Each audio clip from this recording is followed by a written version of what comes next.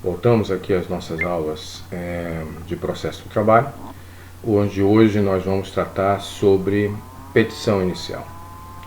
A petição inicial, ela teve algumas mudanças bem importantes na reforma trabalhista de 2017.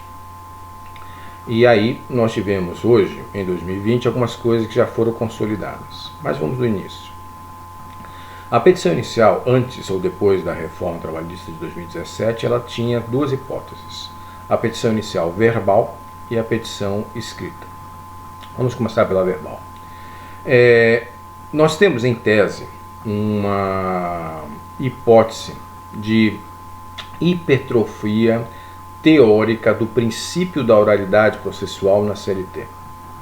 Ou seja, eu posso ter uma petição inicial verbal. A audiência, eu tenho um princípio da oralidade bastante praticado, onde só algumas coisas serão registradas em termo. A contestação em tese também pode ser verbal. Ou seja, esse princípio da oralidade processual na CLT, ele é muito praticado e quando eu tenho a efetivação disso, é justamente o contrário. Ou seja, na prática a teoria é outra.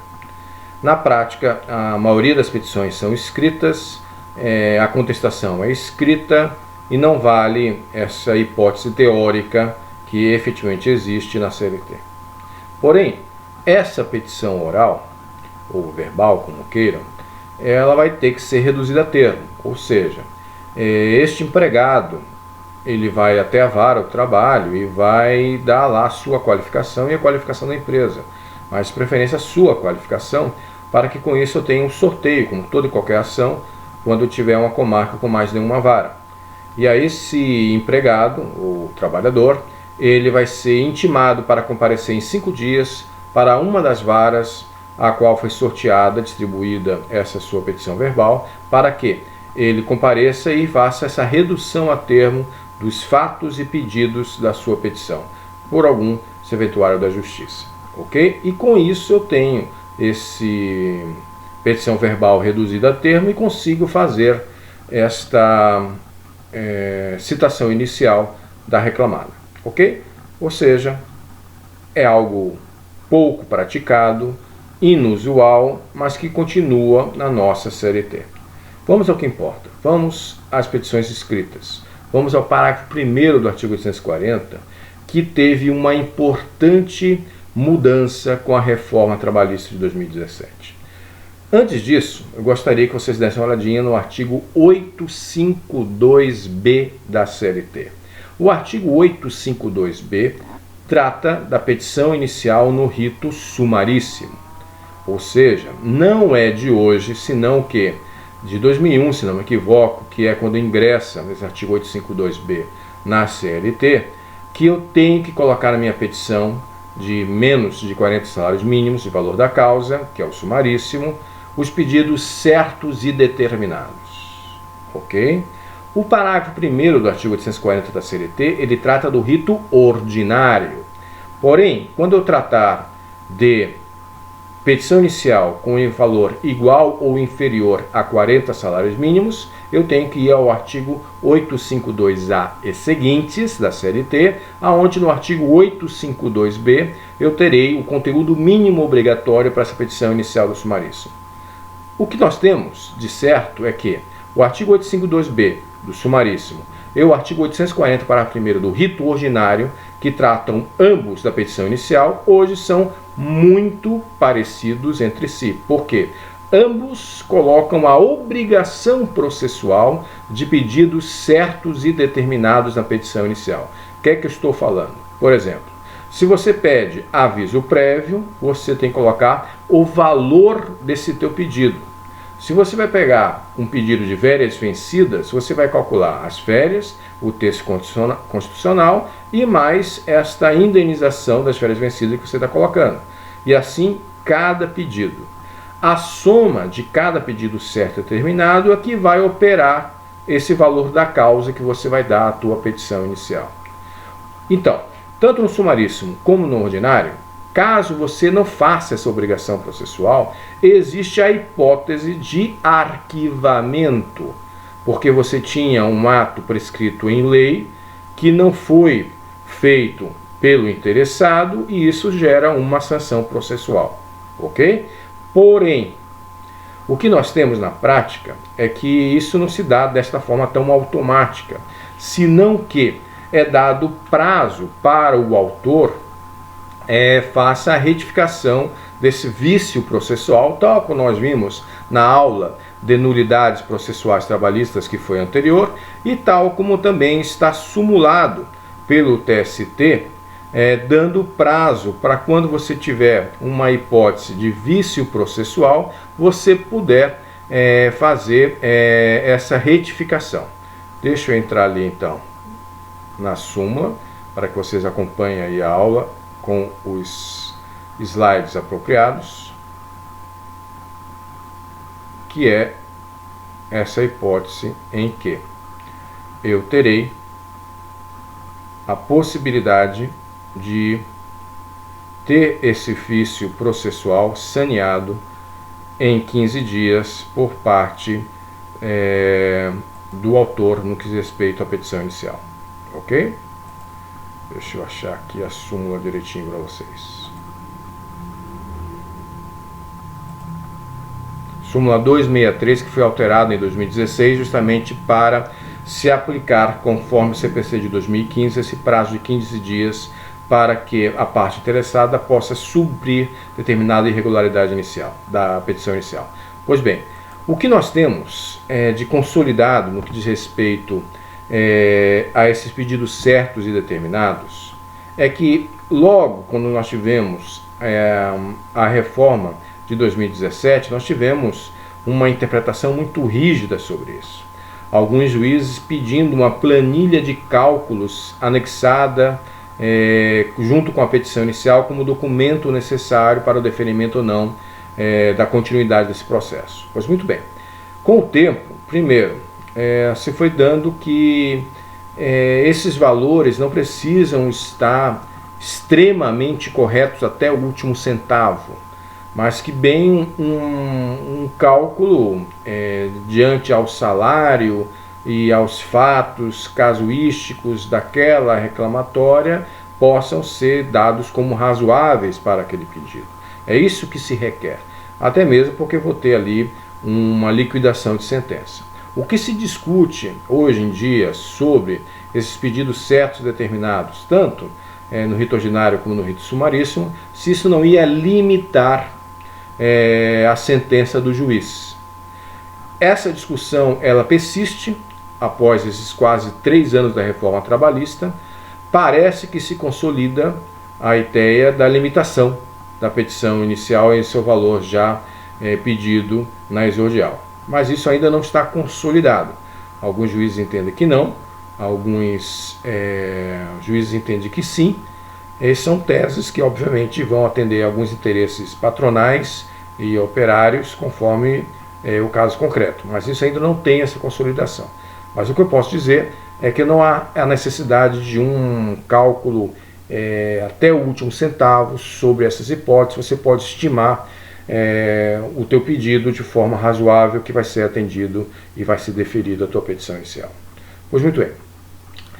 Estas hipóteses da petição inicial, ela tem esta somatória de pedidos que vai dar o valor da causa. Isso é muito importante, porque em aulas posteriores nós vamos tratar justamente dos procedimentos, rito ordinário ou rito sumaríssimo, que eu dependo do valor da causa para fixar justamente se eu vou para o rito ordinário ou para o rito sumaríssimo. Então, o artigo 852-A da CLT me diz que ações que tenham valores iguais ou inferiores a 40 salários mínimos, eu vou ter justamente a hipótese do rito sumaríssimo. E quando for superior, a ritos ordinários. Isso muda alguns atos processuais, como veremos em aulas posteriores. O que nós temos que ver aqui é o seguinte: há muito tempo, desde 1970, eu tenho um artigo do artigo 2º da Lei 5584/70 que diz da possibilidade do juiz fixar valor da causa. Inclusive, nesses primeiros anos da reforma trabalhista, alguns juízes entendiam, por exemplo, que alguns pedidos estavam sobrevalorados ou subvalorados e eles já emendavam ali de ofício o valor apropriado do valor da causa. E isso é uma hipótese que o juiz pode fazer. Feito? E isso, meus caros, é interessante a gente tomar cuidado de fazer realmente o pedido de valores razoáveis e com a conexão com o fato concreto do salário, da jornada, daquele caso concreto. Por quê? Porque disso daí também vai ter a possibilidade de honorários de sucumbência. Então, é interessante que eu faça um valor da causa realmente apropriado para que eu não tenha estas consequências que nós já estudamos dos honorários sucumbenciais por pedidos indeferidos para o autor dessa inicial. Ok? Porém, na prática trabalhista, isso já temos uma consolidação jurisprudencial nesse sentido. Nós temos o princípio da informalidade dos atos processuais. Ou seja, geralmente, a petição inicial trabalhista tem vários pedidos. Tem um pedido lá de hora extra, de intervalo entre a jornada, de dano moral, ou seja, o normal é que eu tenha vários pedidos. Às vezes, o que ocorre é que um pedido possa ser indeferido ou julgado como inepto no julgamento específico daquela hipótese, e não a petição como um todo, quando apenas um pedido dos 5 feitos tem algum vício processual. Então, é possível que apenas um dos pedidos seja julgado inepto e tenha já em preliminar salientado isso pela reclamada em sua contestação, e o juiz vai lá e defere.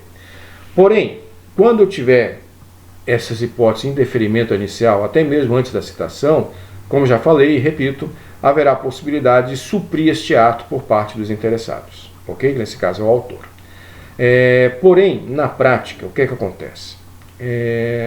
Uma vez protocolado a petição inicial, eu não tenho o costume, mas isso não é vedado, de fazer um despacho saneador por parte do juízo dessa petição inicial trabalhista. Geralmente já é designado uma audiência, seja ela no Sejusc para conciliação ou diretamente na vara, na sala de audiências, para que se tenha já a apresentação da resposta do réu e a tentativa de acordo. Então, na falta desse despacho saneador por parte do juízo, cabe à defesa fazer essas preliminares, indeferimento de inépcia inicial, na sua contestação para análise do juiz já em audiência. Essa é a prática trabalhista. Repito, não é que não exista o despacho saneador no processo de trabalho, porém ele não é praticado, porque eu tenho um volume muito grande de ações trabalhistas, e para dar maior celeridade processual, o juiz analisa isso ou na audiência ou em sentença. Essas hipóteses de indeferimento ou inépcia inicial que serão seguramente apontados pelo interessado na preliminar de contestação. Ok? Então, pode acontecer também que o autor, ao fazer a petição inicial e protocolar, ele tenha esquecido de fazer um pedido. É possível emendar? Sim, é, especialmente quando não foi feita ainda a citação inicial ou apresentada a defesa. Então, esqueci de fazer um pedido. Você emenda a inicial, adita mais um pedido a essa inicial e o juiz vai promover a comunicação processual, alertando a reclamada que existe mais um pedido ou que houve uma modificação da inicial. Pode acontecer também que você desista de alguns pedidos, mas prossiga com outros. O juiz vai ver e despachar esta emenda e vai comunicar à parte interessada para que os princípios de ampla defesa e contraditório sejam respeitados. Então, é possível a emenda e o aditamento da inicial, e se for após a apresentação da defesa, da resposta do réu, será também possível você colocar um pedido a mais, porém, a parte adversária vai ter que aceitar ou não esta emenda inicial após a apresentação da defesa, e o juiz vai conceder ou não esta hipótese. Fico por aqui para que na próxima aula nós terminemos toda essa matéria de atos processuais, falando de litigância de má-fé, e hipóteses também ligadas à audiência trabalhista. Muito obrigado a todos, fiquem bem e até a próxima.